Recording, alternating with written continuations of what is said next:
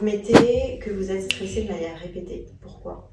Qu'est-ce qui se passe? Plutôt anxieuse. Là, j'ai travaillé 2 ans en Norvège avant de venir ici en août. Ok.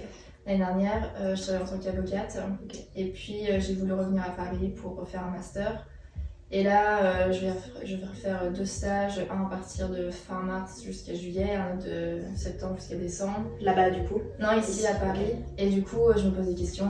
Qu'est-ce que j'ai envie de faire dans ma vie? Enfin, il y a plein de questions comme ça, de grandes questions. Est-ce que j'ai envie de retourner en Norvège, travailler là-bas, je peux rester à Paris?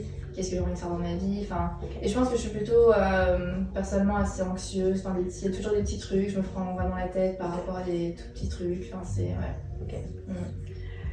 Il faut savoir que le lien entre le cerveau et l'intestin, on le connaît. Ouais. Et d'ailleurs, le microbiote, moi je dis toujours que c'est le premier cerveau, pas le deuxième.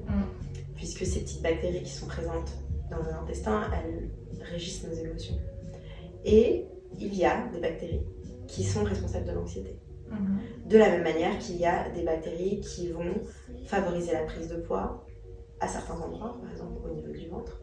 Il y a certaines bactéries qui vont vous empêcher de perdre du poids. Il y a certaines bactéries qui vont être responsables d'infections au niveau des dents. Enfin, il y a des bactéries qui sont responsables de la constipation, responsables de l'inflammation, etc. Donc en fait, investiguer à un moment donné ce microbiote-là, ça peut être vraiment utile pour pouvoir traiter aussi bien la partie émotionnelle que la partie santé de manière globale, puisque je vous disais c'est 80% de votre système immunitaire.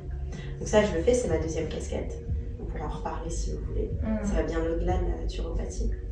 Parce que la naturopathie c'est bien, mais du coup il manque un volet data que j'aime bien ajouter, parce que moi je traite la data, je traite pas les symptômes. Ça m'intéresse pas de traiter les symptômes.